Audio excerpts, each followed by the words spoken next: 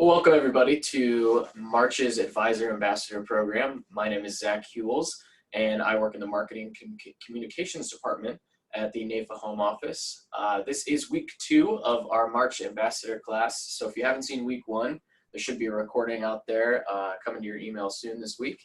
And this week we have Pete Watson from NAFA, Texas.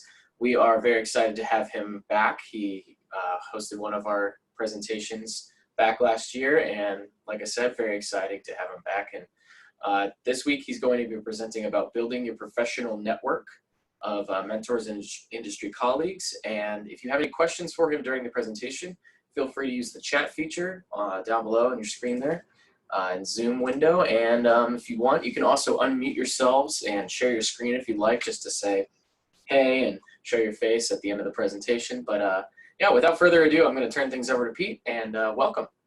Good to have you. Well, thanks, Zach. And like he said, I had done one of these before. It was more geared towards managing cash flow and also prospecting. So it's fun to be back and do a little different topic. For this one specifically, it's going to change for each advisor or each type of advisor. Because there's so many different markets that you could specialize in. And so I'll just tell you my story first, and then give you some insight in how we plan for the year and look at different prospecting and networking opportunities. And then, hopefully at the end of the presentation, we can have some feedback and, determine if my situation is close to something that you have, or are there different pieces from my situation that you could translate over to your business. So a background about me: I was a CPA. I still am licensed, but I worked in public accounting for approximately 4 years. And I had a family member in the business. So my dad, he had been with his broker-dealer Principal Financial Group for over 30 years, since 1986. And he had never pushed me into this industry, but he was trying to determine a succession plan and didn't really have anyone that would service his markets and go to some of the places that he would go to serve his clients. So we started our firm in 2017. And with our DBA is Watson Wealth Management. And, since then we've been building on some of his existing clientele, but also expanding to some new markets. Namely, with my background as a CPA, I had some relationships in our local area where we would work with more commercial and business clients on doing some financial planning pieces that previously my dad didn't do that much or didn't focus on. So, getting into the topic at hand, I'll tell you where I focus on and the specific markets I work with. And then, like I said, this is going to be customized for each person that watches this. But, hopefully you'll be able to take away, specialization is the main thing. So being able to specialize in the markets that you pick. So getting into my professional network, like I mentioned, I work with a lot of CPAs, both personal and for their businesses and the businesses they serve. There's specific industry organizations that you can join. If you work with a group like CPAs or, in whatever respective industry, it wouldn't hurt to join one of those professional organizations if you know that that's where a lot of your clients or you've seen a lot of your clients that are part of those. It helps build reputability in the industry, and also helps network you for new opportunities. Now, for when I go to these CPA networking events, I don't really put on my sales hat or necessarily like I'm trying to bring in business, that day. you want to kind of build a slow relationship with these industry groups, because it's mainly about building a network and then finding, either a right time or the right fit where you can come in and service them. So, for me, that's one organization that I'm pretty active in and doing a lot in, as far as building existing markets. My father worked in the union market, and that can expand into multiple types of jobs, but he focused mainly on telecom employees. So, that's another sub niche that we've learned, different companies, their retirement plans, and helping those individuals retire. That one I grew to become more comfortable with, because, like I said, I came from the business CPA background. So I had to do a lot of learning when I came in the industry about working with union members and figuring out how to service them best. And for that market, there's a couple of organizations that we're a part of. Some of them we know, some of their national and local leaders. So we'll go to the national conferences to meet with some of our clients or those leaders. And once you build the relationships with the specific unions, then you can either get referred to those people or do some sort of educational seminars. So as far as markets, those are the two that I primarily focus on, and that's what I'd recommend. I think my last presentation was a year or so ago, maybe even a little more. And at that time, I was still determining what specification I wanted to go into. So for a lot of young people in our industry, I think we get attracted by all the stuff that we can do, but if you spread yourself too thin and don't really focus on specific markets or a specific type of business that you do well in, then you may dry yourself out too thin, or you run the risk of not producing as much as you could, just because you're trying to service, if you don't specialize in life insurance and you're spending all of your time on life cases and your main business is some other line, then you may just be not using your time efficiently. So getting back to the professional network, that's what I've focused on, is really be with organizations that bring value to your business and to your clients. Because if you join a ton of organizations but you're not seeing any results from it, then you're kind of wasting your time at that point. As far as professional organizations, NIFA, obviously if you're on this call, then you know about them, and then also FSP. Those are two professional organizations that are specific to our industry that I have joined and I attempt to be as active as I can in. And the reason being, one, you meet people from not only the company you work with, but people across the spectrum. So you may see some fee-only fiduciaries, you may see some other broker-dealers and CPAs or lawyers and different people that specialize in various aspects of what we do. So FSP and NIFA are really good in that regard, as far as building your professional network. There's two advantages with those two organizations. You get you meet a lot of, if you're a younger advisor, you meet a lot of people that have been in it a while. So if you don't have a mentor, or if you're looking to specialize in a certain area, then you could potentially meet a person that does what you want to do in these organizations. Another thing is our industry is aging. I don't think that's a secret, and there's a lot of people similar to my dad that are looking for some sort of succession plan. so that they can retire or make sure their business is handled by someone they trust and know will take care of their clients. So, as a long-term plan for your specific practice, you can network with these different people and build relationships, and then potentially be a candidate where you could buy different advisors out, or do some sort of partnerships.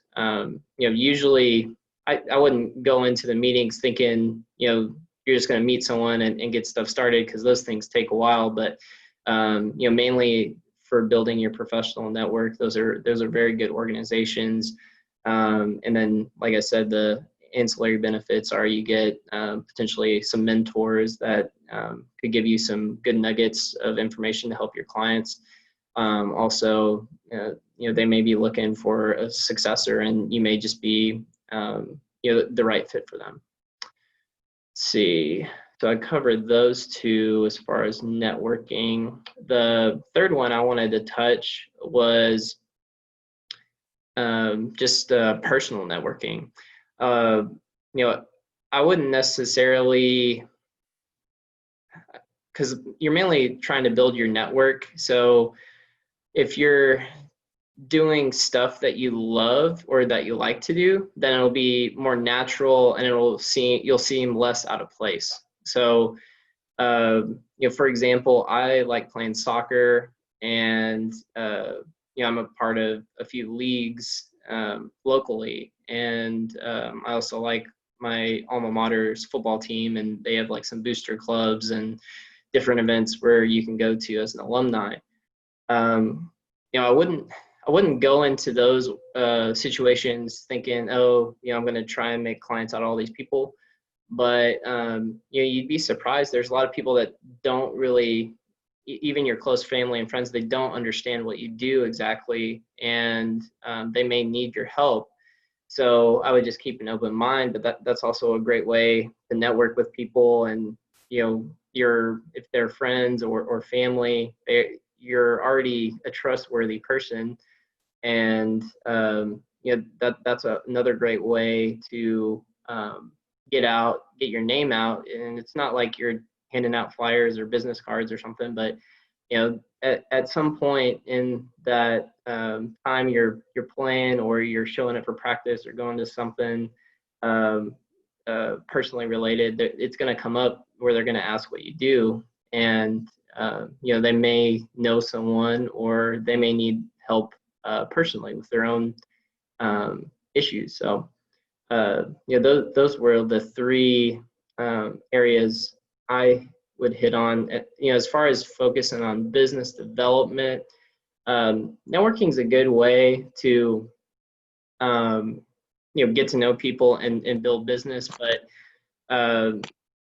at the end of the day, what actually gets appointments and gets you in front of people is meeting and servicing your existing clients. Networking's a good way to get your name out and build some of those long-term relationships. But as far as depending on what type of your business is, if it's a fee only, or if you get some sort of commissions, you're going to have to build your practice somehow. So networking is a good way to as part of the puzzle for when you're prospecting. But you want to do some other things too to make sure that you're bringing business in the near term. And then I did want to show, I'll attempt to share, but I have a list of one of our marketing plans. So I'll see if I can share it. This was from a couple years ago. Let's see. Are y'all able to see it? Yes. Yeah, we can see it. Great.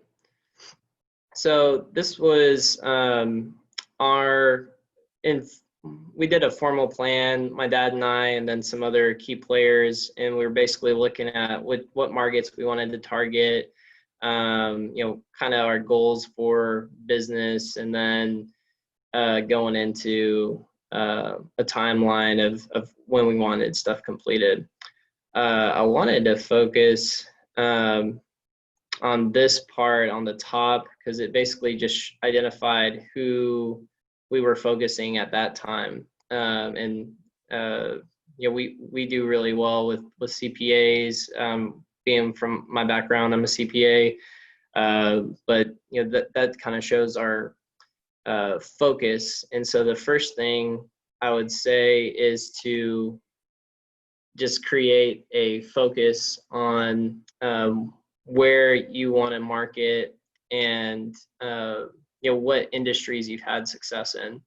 One of the mentors that I had, besides my dad, there was another local Houston agent, and he was helping me by determining, okay, so what were your biggest cases over, this was 2018. So we were looking at what my big dollar cases were. And then he was saying, okay, where did those come from? And so it's a way that you can peel back in a sense and identify, okay, this is where majority of my business is coming from. This is where I should spend my time with. And I've touched on a bunch of different areas, but the main thing is narrowing your focus to either one market or just a few markets that you do really well in, and then just focus on those, because you can still have a conversation and work with people that aren't your ideal client, but it's about managing your time and not spending too much on opportunities that you may not be a good fit with for whatever reason.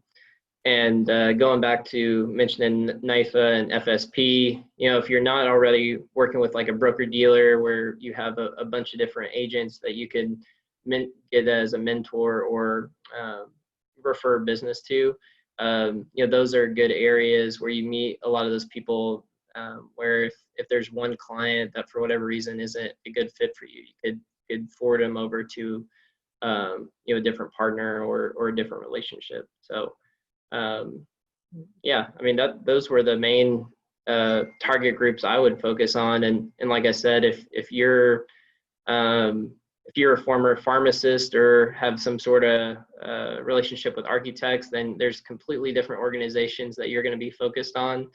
But for this industry specifically, if you're trying to get advice, then FSP or NAFA are really good assets for that. And also just getting some industry knowledge through these organizations. And with that, I'm open to any questions or comments. Sure, yeah. Thank you so much for your time, by the way. I just wanted to pass along a question that I saw in the chat. James asks, how would you recommend determining where you want to specialize? Yeah. So for me, I kind of, being from my background, I already have my CPA, so it's just more of a natural fit for me to work with a lot of the people I already knew.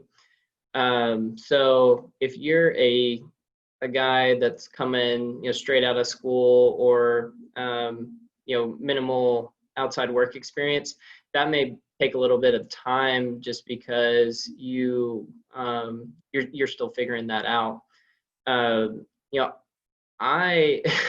Even though I had the CPA background, it took me a couple of years to actually pursue that route because, at the beginning I had more of a shotgun approach, which is you go after any opportunity or every opportunity. And what you'll find is it's really not in any client's best interest if you're doing that because you're not spending time on the clients that you need to be spending time on, and some of those industries or opportunities aren't worth it. So as far as finding a specialization, if you're young or if you're just in the industry coming from something completely different, I would try and find a mentor within your organization. So if you're within a a family practice, or if you're in with a broker dealer, then there's got to be some other agents or people that have had some success that I would shadow. I mentioned that one rep that helped me in doing the determination of where I needed to focus my time.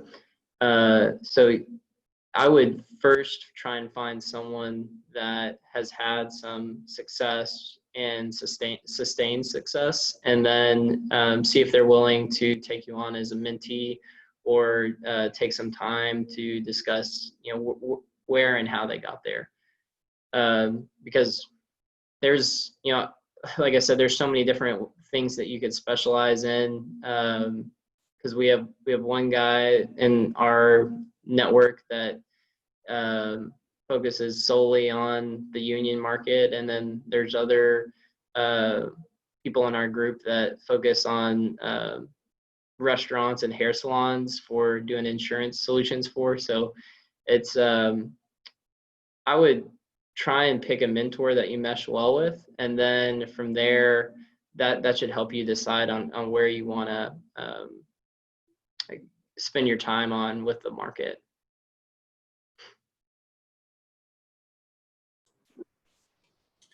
Well, all right. Thanks, James, for the question. And again, Pete, thanks so much for your time. I really appreciate you stopping by and imparting us with your knowledge. And I just wanted to thank everybody. And if they would like to reach out to Pete and want to ask him another question, feel free to reach out to me at recruitment@nefa.org. I'm also available to answer any questions about the future of the program, as well as provide any recordings of this class or other classes as well. But Pete, if there's anything you'd like to plug or talk about, feel free. No, and my last recommendation is keep it as simple as you can, because depending on where you work at, there's so many different areas that you can work on and do. It just makes your life easier, and your business, it runs so much more simpler if you just have a few areas that you focus on, and a few solutions. Just because if you try and completely customize every route and every client, it gets kind of crazy, the amount of solutions you can come up with. So that's why limiting your market helps, because you'll understand everything about that market, and then as a offshoot of that, you'll be able to serve the client a lot better. Keeping it simple. Awesome. Well, thank you Yeah. so much. Hope you have a Thanks. great rest of your week, and I hope everyone else does the same. Awesome. Thanks. Yeah. Thank y'all. Take care.